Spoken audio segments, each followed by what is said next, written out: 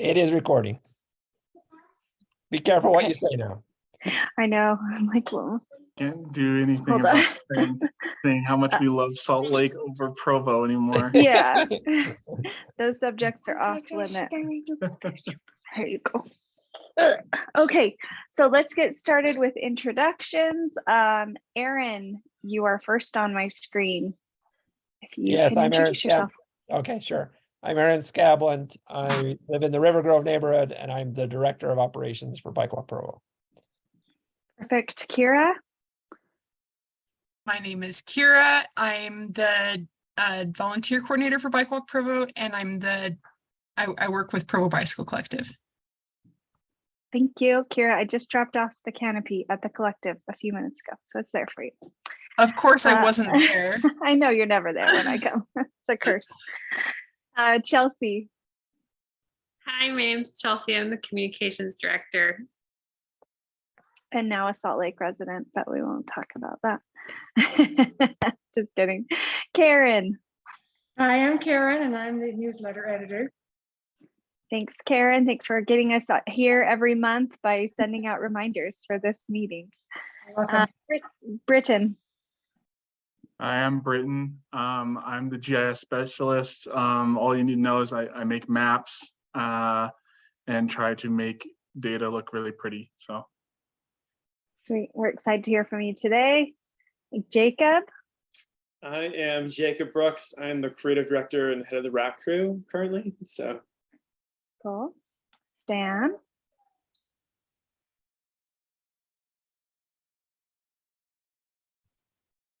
no, you're on mute. Oh,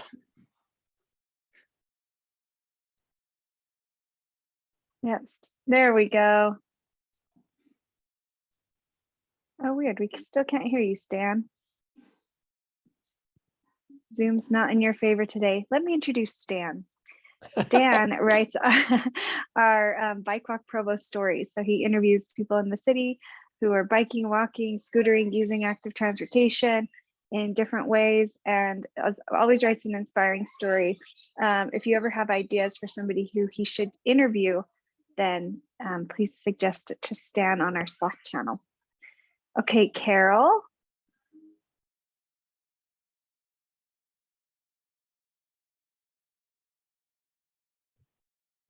Sorry, you have a lot more buttons than the normal chats that I've been in. So I'm like, where's the unmute?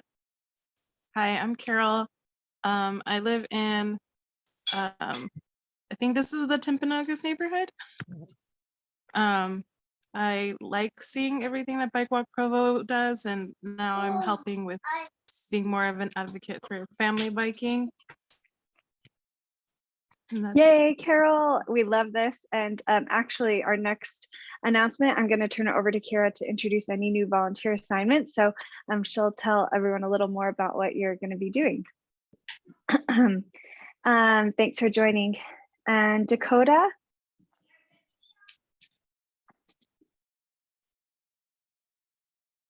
Yeah, sorry. Oh, no problem. No, I'm right here. Trying to fix a bike and trying to fix a car at the same time. It's not the Prioritize juggle, the guys. bike. Yeah. Dakota, I'm a part of the board. I also work at Utah County Health Department as a active transportation, I don't know, sort of liaison, I guess. So anyway, that's what I do. I am who I am. Thanks for joining, Dakota. Spencer. Hello, I'm a Provo resident and cyclist, and have been on the fringes of BikeWalk Provo for a while, just a silent observer for the most part. So glad to be here. Thanks. Be careful, Spencer. We take those silent observers and turn them into leaders. No, I'm kidding. What's your last name, Spencer? Because right now I only see iPhone. Right, Smith. Smith. Okay, cool. Thanks for joining. And then Heather, are you there? I live in Franklin neighborhood. and Heather does a lot with Bike to School Week, and that's your volunteer role, right, Heather? Anything else? Mainly that right now. Yeah. Yep. Cool. Awesome. Thanks for joining. And then Jake. Hi, yeah, I'm Jake. I'm the service coordinator for BikeWalk Provo. And outside of, I live in American Fork. My wife and I just moved here, so we're working on starting up a kind of chapter here with some resources that Erin passed along to me. So excited about that. And I thought this was kind of exciting.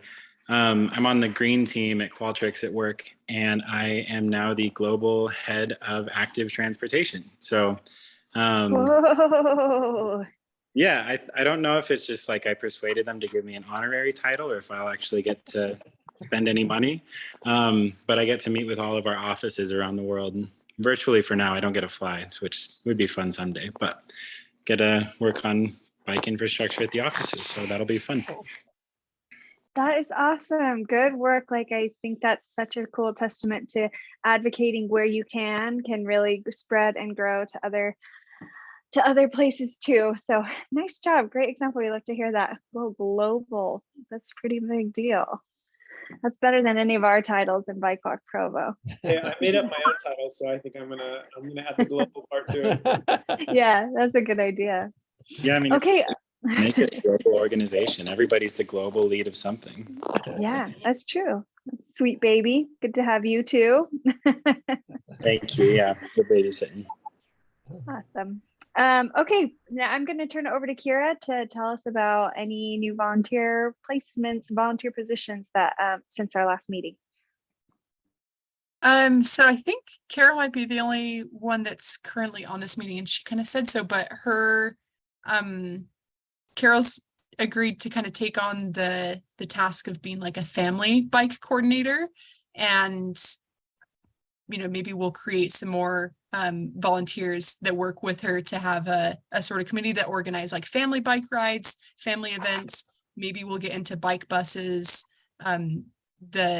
There's lots of options for Carol, and we all want to support her. So thank you, Carol. And Olivia is our new social media manager. She's not here, but that's been great to have her help posting things on social media and taking that on, that daunting task. And Brady, he is gathering winter commuting tips. So if any of you have something that you would like to send along to him, he is on Slack. And Nick O'Connor is now on the bike rack crew. So I think that's everybody that I've met with recently. Yeah, it's been a busy month with we love new volunteers. We love giving people a role that makes them feel useful and that fits what they want, the skills that they have or passions they're pursuing. So thank you, Kira, for helping everyone find a place and keep them happy with an organization. And thank you to those volunteers for being willing, and all of you. Did we introduce, for being willing. I don't think we introduced Karen yet. I think she's on here now.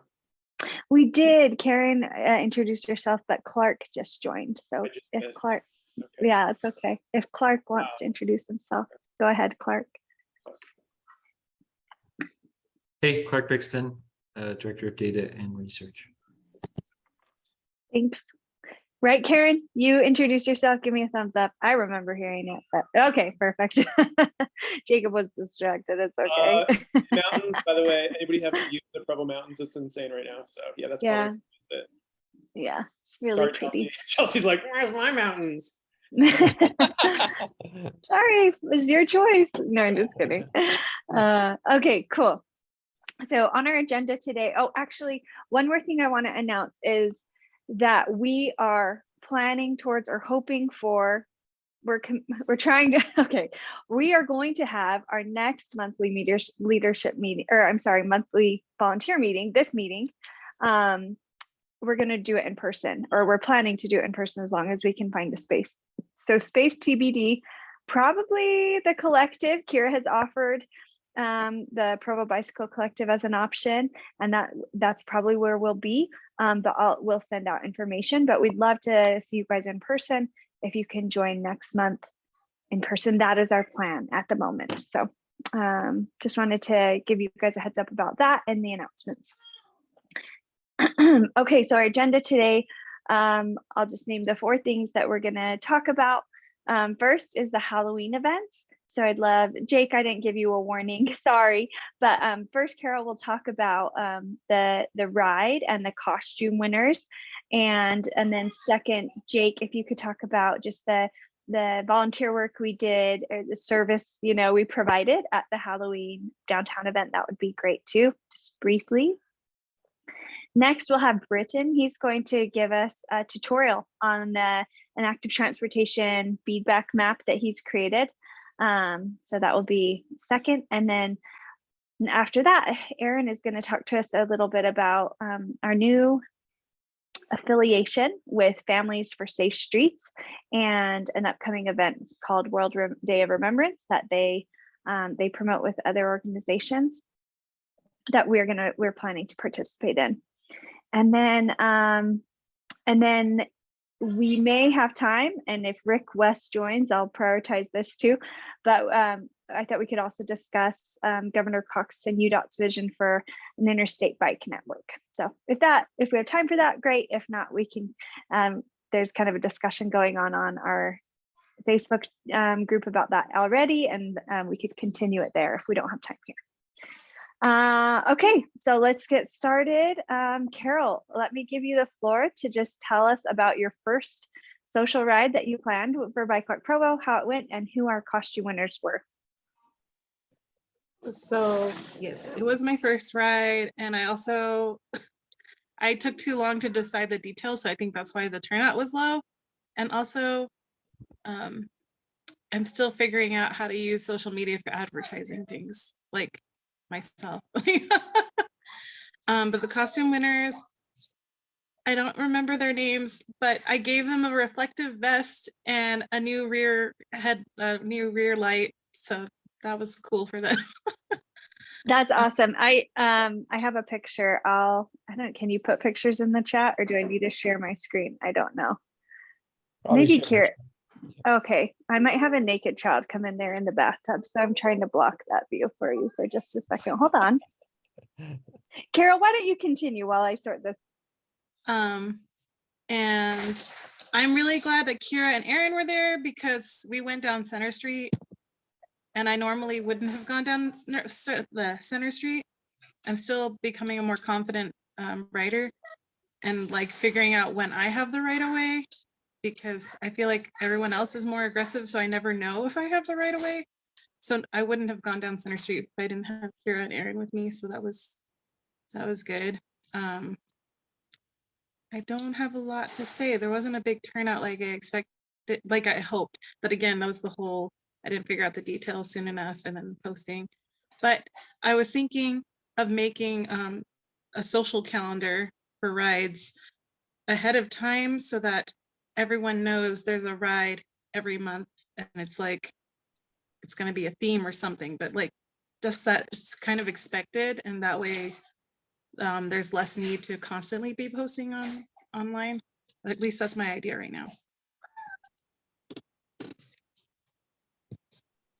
Carol, I think that's a great idea. We used to have that, like something similar, where we had like one Facebook post and it had kind of upcoming rides happening, and we would update it as it got closer, location, etc. But people kind of could plan on a date.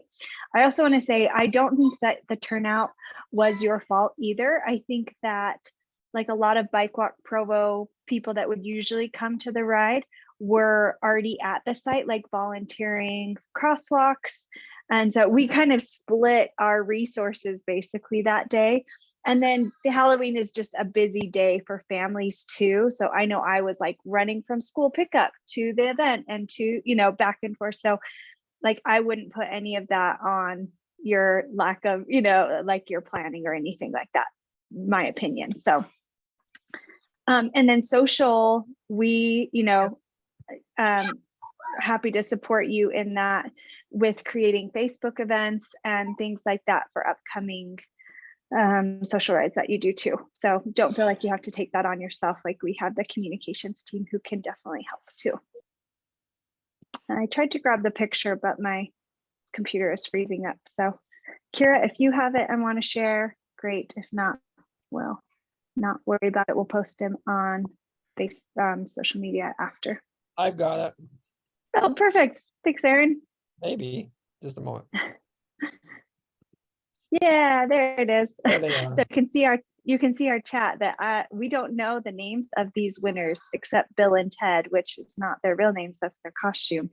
But if anyone knows who this is, we'd love to acknowledge them or tag them on social. So let us know if you know them.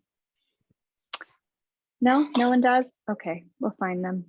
We'll find them later. I mean, I'm sure if I posted something on Provo Bicycle Collective's page, she would say it's her, but yeah, because she said that she saw in the Bicycle Collective's like shared, we had shared the event and that's where she saw it. So gotcha. Okay.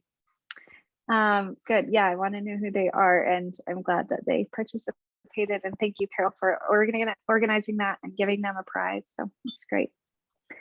Okay, and then Jake, is he gone? Nope, he's here. Sorry, you moved places on my screen. Jake, do you want to talk a little bit about just the service aspect of what we did at the event? Yeah. And sorry, Sloan might talk while I'm talking. She's been very vocal lately.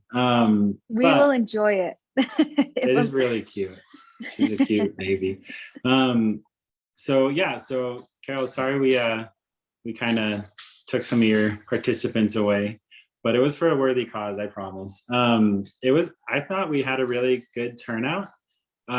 We were shooting for about 12 to 15, and I think we were right around there at our peak volunteers. So if anybody's not aware, Provo City did their Center Street trick or treat on Halloween. And because they didn't want to shut Center Street down and didn't seem like they were going to be providing crossing guards, we decided to do it ourselves. Yeah, exactly. So maybe next year we'll get them to shut it down. We'll start talking to them about it in July, and that way they can't say no. But I thought it was really successful. I think, like, personally, I had a lot of people saying thank you, asking if we were like with the city or if we were with some other organization. So got to evangelize in like the couple of seconds that people were walking behind me. And yeah, I don't know if anybody has any like really like cool experiences that they had that they'd like to share, but I didn't, at least on my crosswalk, I didn't really have any close calls except for like one where there was a guy in a minivan who decided not to look as he turned right, which I know we all know cars always look when they turn right through intersections. So it was crazy that happened. But yeah, it was good. I'm excited to think of the next service activity we can do. And again, big thank you to everybody who made it out. Christine, especially for sourcing all the flags and vests and everything. And couldn't have done it without all of you. So, oh, there you go. Really appreciate you guys. Yeah, thank you, Jake, for coordinating us. I think you make a great point, as like people are like, who, where are you from, or who like, who are you representing? And Jacob, we've been talking through some branding stuff, and Jacob brought up a great idea to have us like screen print on the back of reflective vests, like the BikeWalk Provo logo, or kind of identify ourselves there. And that would be something we could use at events like this, or when we did Tempe Drive, like tactical urbanism stuff, or installing racks. Like, great time to kind of have visibility of who we are. So I think we'll try to do that. So I agree. We also, one more component of the trick-or-treating is that we had a booth that we handed out candy. We blew a bit of our budget on it, but I think it was for a good cause, to make kids happy. And as the kids are collecting candy, we try to talk to them about what BikeWalk Provo does, or I'd ask the kids, do you guys like biking and walking? And and kind of talk to them and their parents about how we try to make that a safer experience on Halloween and every other day. The reason we kind of put an emphasis on it for this event is because Halloween is the deadliest day for children as pedestrians. It's the most deadly day for them to be hit by cars. It happens at the highest rate on Halloween. And so it was a great day for us to kind of try to share that message, like raise awareness of that. And then, you know, our position of trying to make our streets safer for Halloween and every other day. I don't know. I have mixed feelings about how effective that communication was. But I think we had several people like say, oh, I've been meaning to like sign up for your newsletter. I've heard of you guys. What do you do? And a couple of those conversations. So I think it was worthwhile as far as a tabling event. And I'd like to table it more events moving forward too. Can I say something? Yeah, of course. I don't know. I don't see like a raise hand reaction or thing. Anyways, you can just jump in. We don't mind. I was thinking maybe next year, I don't know how much of a budget you have for things like this, but maybe next year you could have like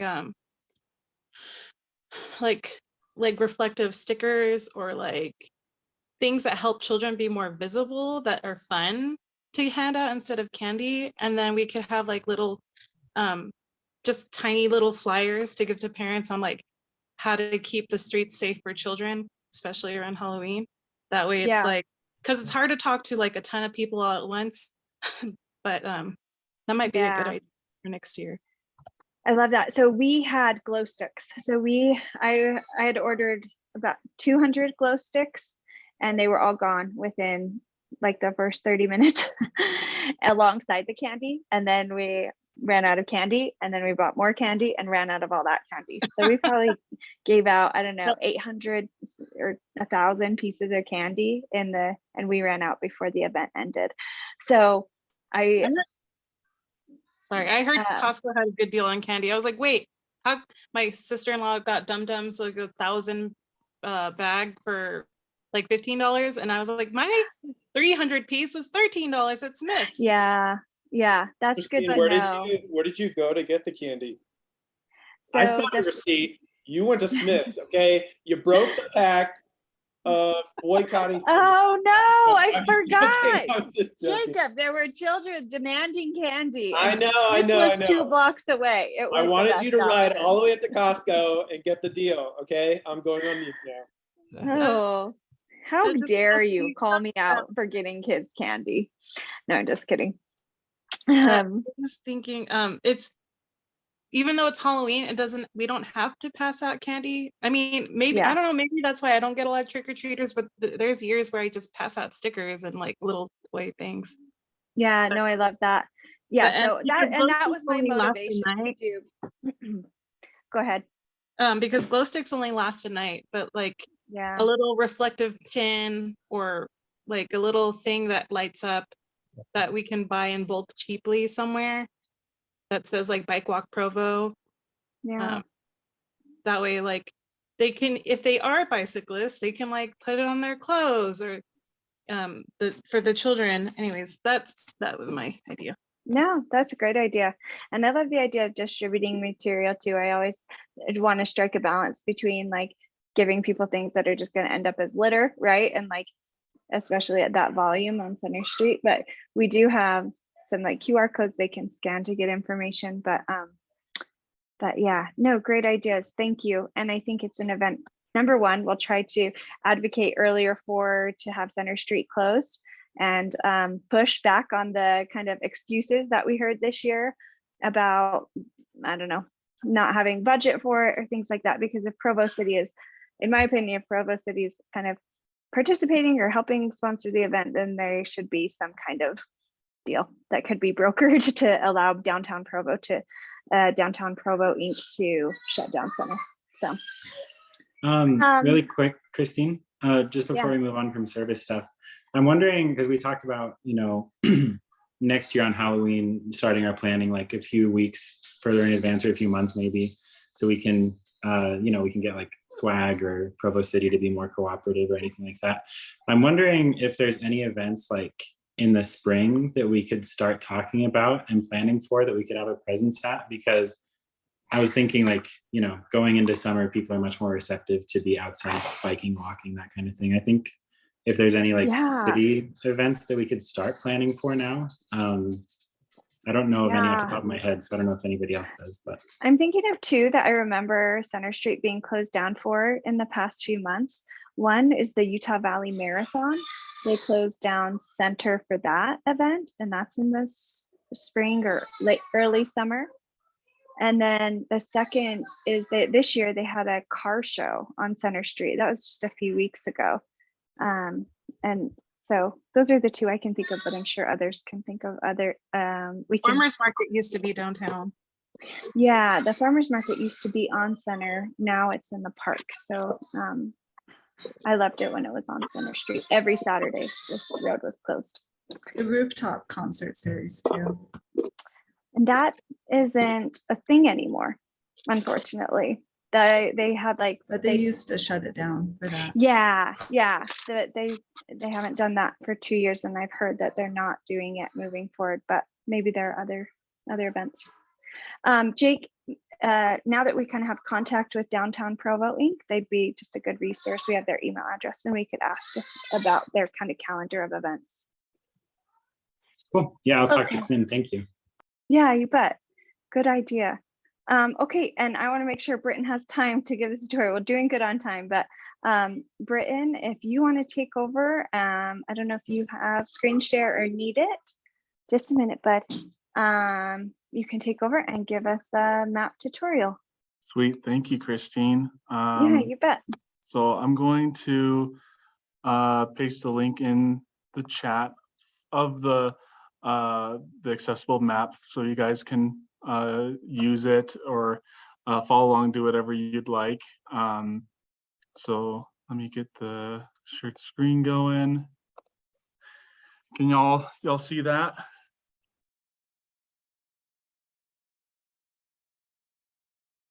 Yes. Fantastic, thank you.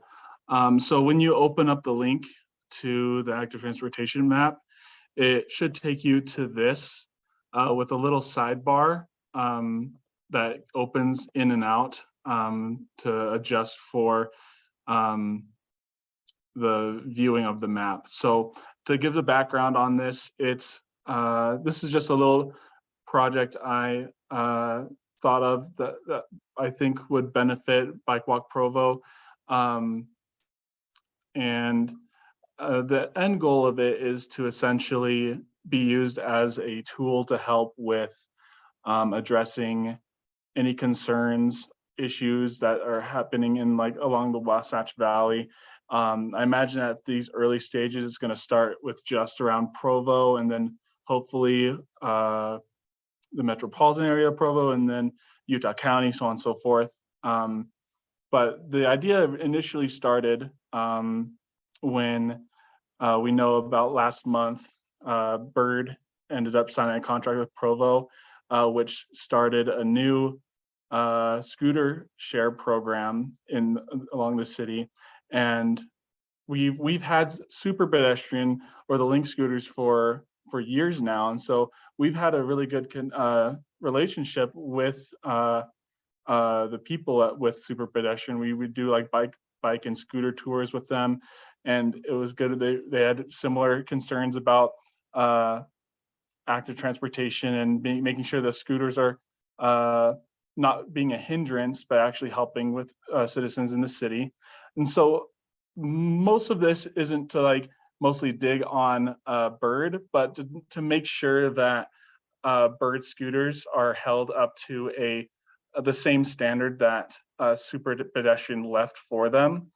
We don't want, as we make this new contract, we don't want a decrease in the active transportation quality we have. And so this introductory screen kind of echoes just that, talks about what active transportation is and why this thing is existing.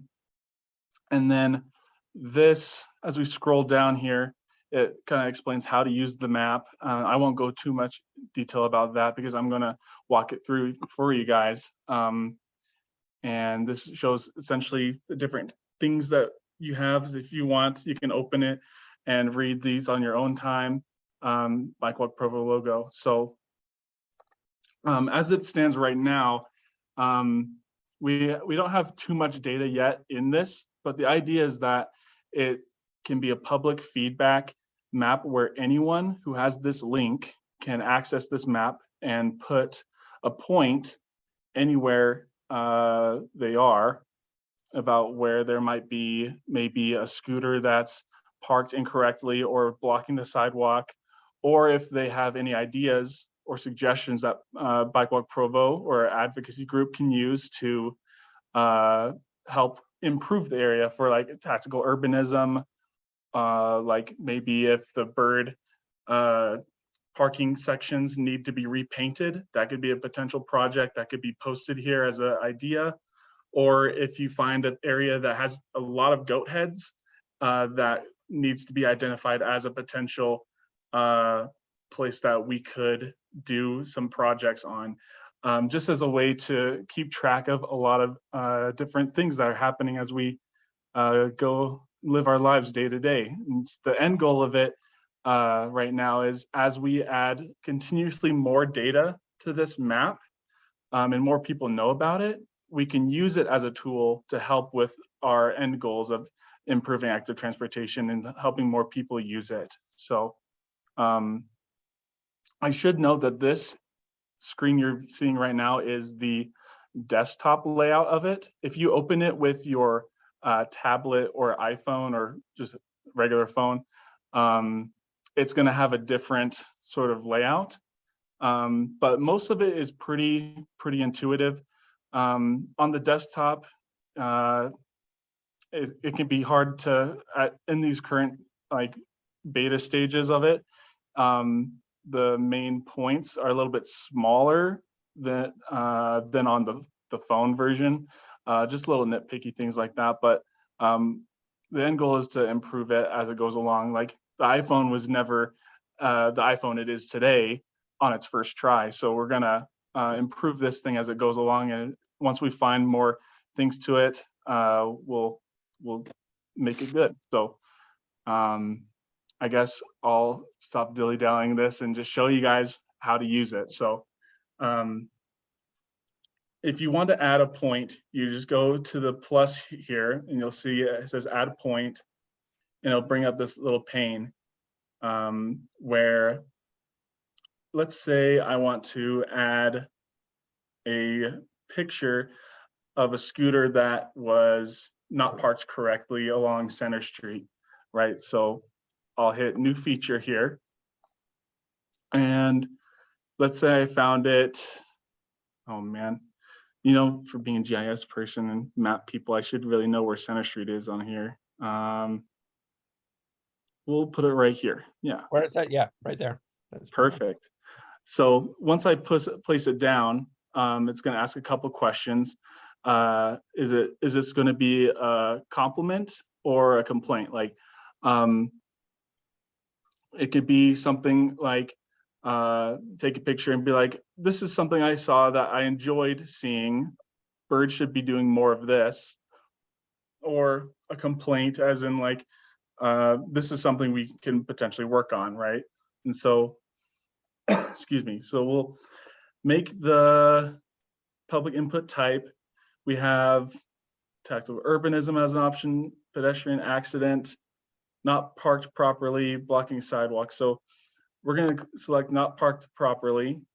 In this case, the picture I found was a Link scooter.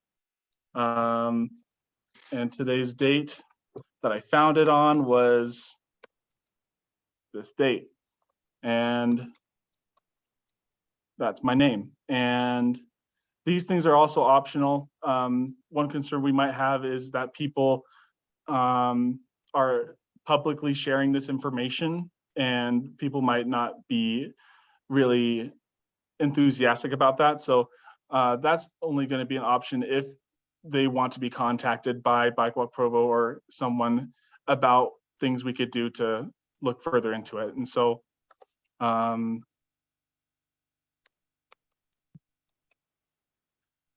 we'll just put in the description here. And after that, it'll be kind of tough to see it on the desktop version, but on the regular phone version, it will pop up as this type of point right here. And so you'll be able to see the different types of things that we have.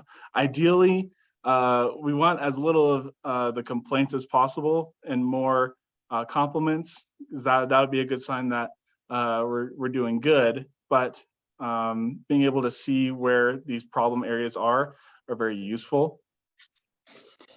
And so once we have the point made, what we can do then is select it and look at it. And so once I upload this, essentially anyone who has access to it will be able to see that I added this point. So if you go in yourself and add a point, you'll be able to see that as well. I want to add a picture of the scooter specifically. So I'll go add it. And once it's done, it'll show on the description there if it actually loads properly. Usually it does. It might be an issue with the camera or things like that.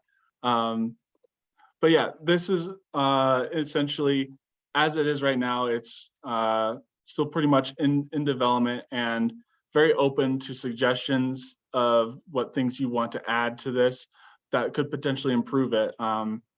I was talking with a couple active transportation planners and got some really good feedback about them, which is where I had the idea of adding tactical urbanism as options. And so we're going to improve upon this as we go forward and use a lot of the data potentially to help in developing good charts and information that will be helpful as deliverables for other future active transportation projects. So feel free to use this at your own discretion. And I think I'm going to answer some questions. Aaron asks, thanks for creating this. Are there any plans to share this with the city or Bert? I think that's a good idea.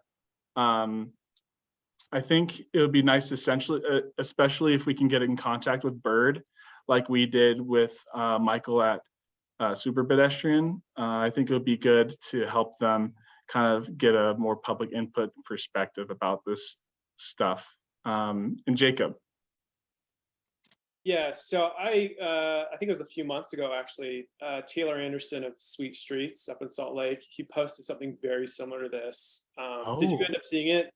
It was more in respect to the level of danger of streets. And so somebody can go there and see, you know, is this a rideable street? And he levels, I mean, he adds like a spectrum of how bad the street is, you know what I mean? Like, so you'll probably want to stay away from the red streets, whatever. And I know we probably have maps for this already. I just thought it was a cool project. So, and and I love what you've done with this already. So, yeah, I think, yeah, I'm a big fan of any map information we can get. So I'll definitely have to get in touch with Sweet Streets about looking at that map. And if it's not already created, I can definitely make a kind of public input map regarding that, because now that we have this as sort of like a starting point, we can only improve from here. So yeah, I would love it if they did this up in Salt Lake as well. So that's great. Yeah. I was thinking, you know that during Bike Month, how they did a couple tours of the biking routes around Provo. It would be really great if before or after rides, people like if a couple people had tablets to show the map, and it's like before the ride, have you noticed any places that you thought were like really good or bad for like riding, and people could like input that information. Then after like the tour of the routes, then everyone like who's part of the ride can put that in. I find with like QR code stuff, like most people's eyes kind of glaze over it, but if there's like someone on a ride with a tablet, like, hey, this input will hopefully help future right the bikeability of the town be even better. Mhm. I would love to show this on like our family rides too. Just bring, Yeah. well, I don't have a tablet, but maybe I could borrow one so it's like very easy for people to see it and do all Yeah. that. Carol, I think that is a genius idea. That I didn't actually think about that, but that would probably be, from our perspective and as BikeWalk Provo members, that would be like one of the best ways we could use that tool is during our activities or events, having like a little time or like 5 minutes to be like, while it's still like fresh in their mind, like, what things did you like about your ride? What things did you not like? And things like that. I think, and especially like everyone has phones these days, so it's really especially easy to help them have access to knowing where they can give feedback about their experiences and things like that. I think that's great. I think one question that I had while I was making this, and I think Clark might appreciate this too, is what would happen if some random teenager thought he was a really funny prankster and decides to place a whole bunch of points everywhere, all over the map, or move all the points that have already been put in, or delete all the photos. Well, luckily this is run off of a cached GIS map layer. And so what that essentially means is that if something were to happen to this data that makes it not as usable, I can restore it to a past point and have it so it's as if it didn't even happen. So we have a lot of protection in that regard. So there's no reason to worry about that stuff right now. That kind of dovetails into a question I had, like, Britton, do you plan to monitor the like input that you get here, or do you have, I don't know, do you get notifications when a new point is added, or check in regularly on it, just so that we kind of know how it's being used, or that the feedback that we're getting has a process, that there's a process behind like receiving that feedback and taking action if anything's needed? Yeah, that's a great question. I think especially right now, for me personally, this originally started as me messing around with different things while practicing for like stuff at work. So I'm for work purposes, I work at Eagle Mountain as their GIS analyst, and so this was my first time ever making a public input map.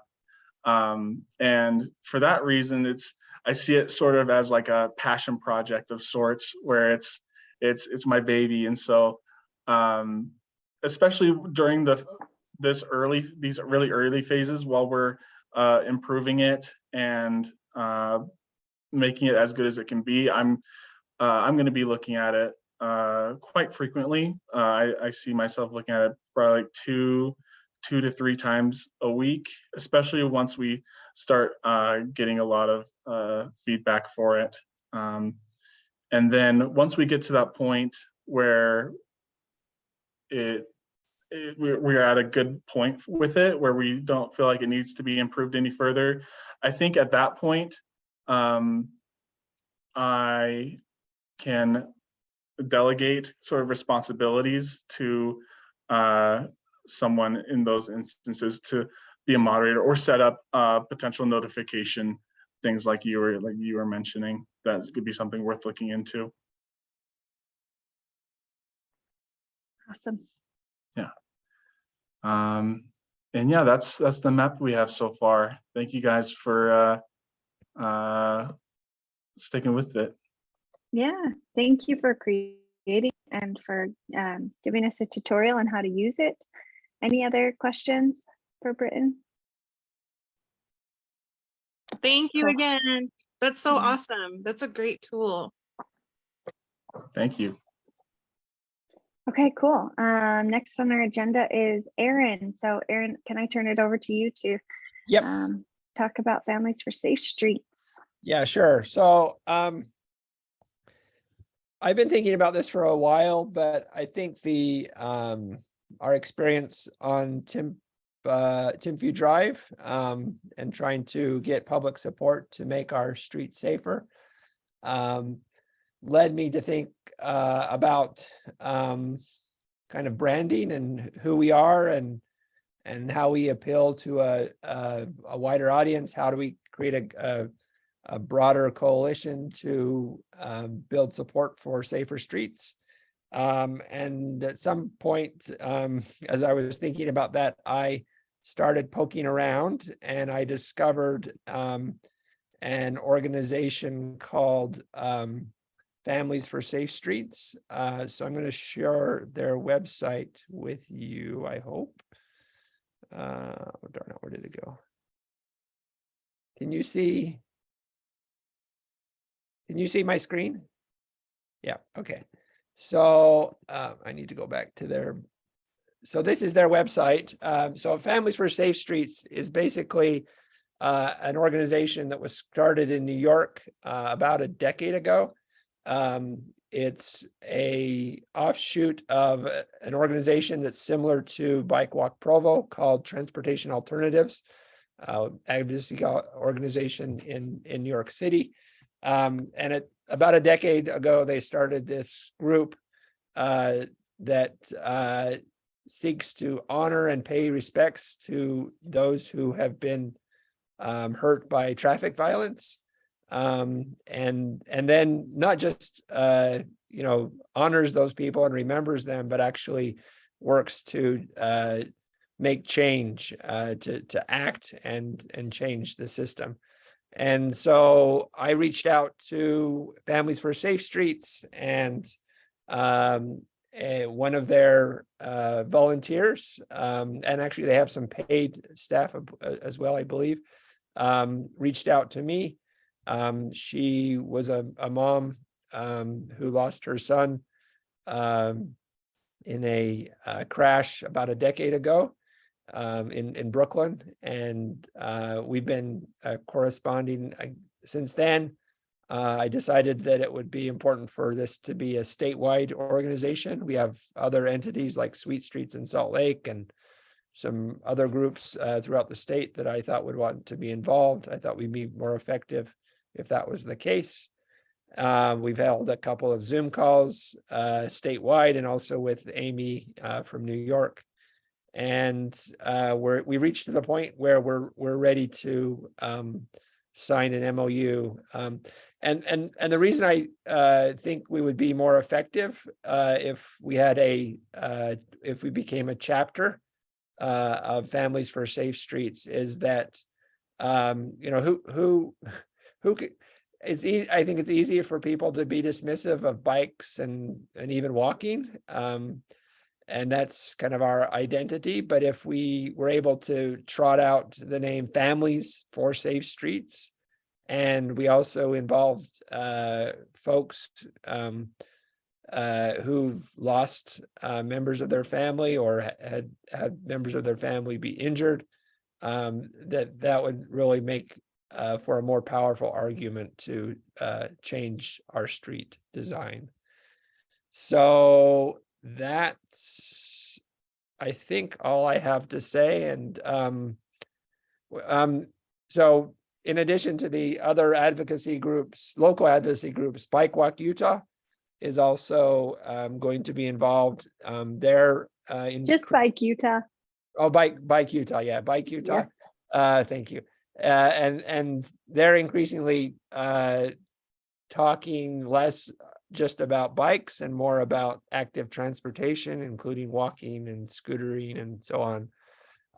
So I think not only will this help us be more effective and to reach a wider audience, but it will also help to bring about change within these advocacy organizations. So we're not just bike focused and more broadly focused on active transportation.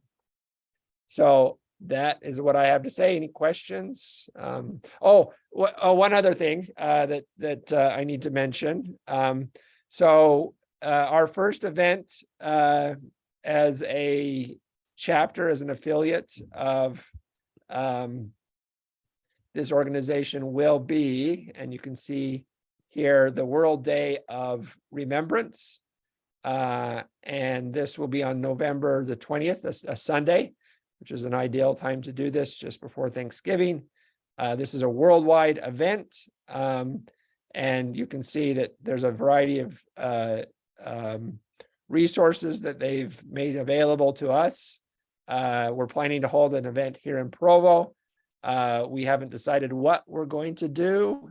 I have some ideas, but I welcome any ideas that you might have. We're going to be reaching out to members of families that have lost members to traffic violence.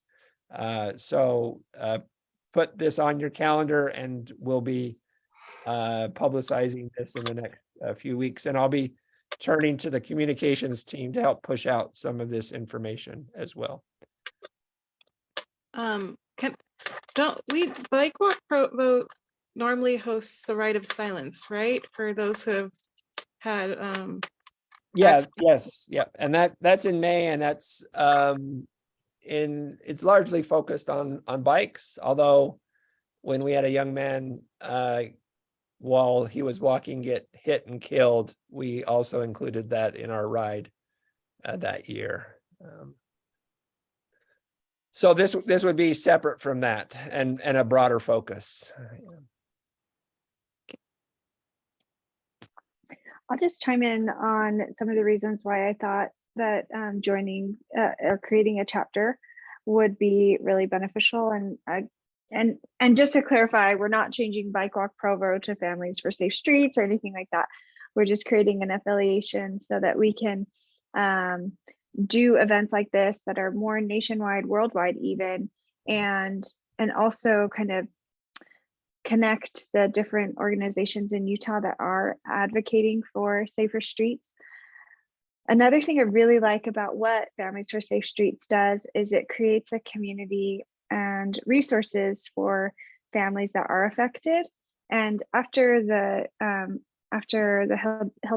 Hidalgo family, after seeing the impact of their kids being killed, walking to school and like just feeling really kind of a bit helpless that like we're trying to do so much to make it safer in the city, but to really help that family, like what could we do? And so Families for Safe Streets also has some ideas and resources around providing direct support to families that are affected. And I really like that piece of it too.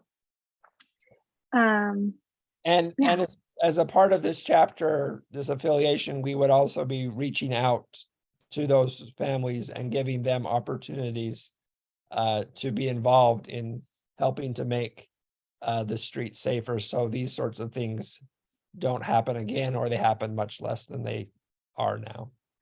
Yeah, and then kind of another main point is that it gives you a little bit more ability to leverage or to advocate for change on like a statewide level or a national level. So other chapters of Families for Safe Streets, like as they do this World Day of Remembrance, are choosing a specific legislative movement or bill that they want to advocate for and making that kind of the call to action from their event on November 20th. And we'd like to do the same in Utah, like find something statewide that we can kind of include in the press release or invite politicians to the event and say, this is the call to action. Like, we want you to pass this bill that limits cell phone use while driving, or allows, I don't know, just there's I don't have an example off the top of my head, but that creates change at a legislative level, or even other means, not just legislative, but to create change in like a true, I don't know, just a better way to advocate as a group and as an organization.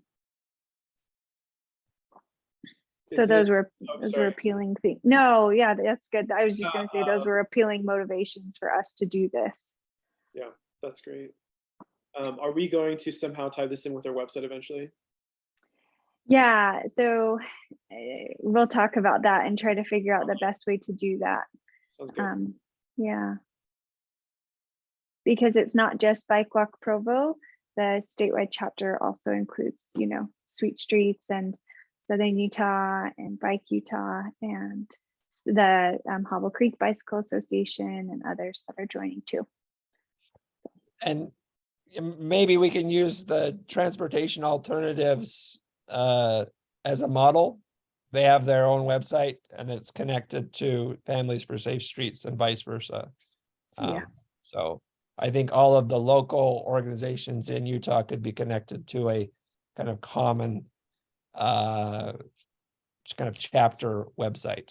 Yeah, or it could be a subpage of our website, you know, that we can think of the logistics behind that. So it's exciting. Aaron's done a lot of work to bring together all these groups and kind of talk through ideas and create a decision around it. So thank you, Aaron, for doing that. And then, yeah, we'll love all of your support in making this November 20th event a success. So Since we're talking about loss, especially in November, would it be too out of pocket to have like a community ofrenda somewhere that's dedicated for people who have died from being a pedestrian or a bicyclist? I just don't see that very often, and I feel like it's a beautiful way of honoring and gathering people together that isn't too sad. I mean, it's always going to be sad, but like the way people celebrate Day of the Dead is also, it's supposed to be like bittersweet. Anyways, if we had a spot, we could make like a community ofrenda. I think that would be really beautiful. that's really cool. I like that idea. I know the Neighborhood Art Center did a community ofrenda, and maybe that's something we can partner with them, you know, with next year. Or there's, I'm sure, and I'd also like to ask Lucy Sanchez. She has her Latino Students in Action group at Dixon Middle School. They might be interested in kind of creating that or sponsoring that too. So that's a great idea. What was her name? Lucy. She's on our board of directors, Lucy Ordaz Sanchez, I think is her name. Is what I'm remembering. Yep. Okay, cool. Well, we're at the end of our time. Does anyone else have any questions or comments before we close the meeting? Christine, we just had someone join us who used to live in Provo and then went to Arizona, and now he's back in Provo.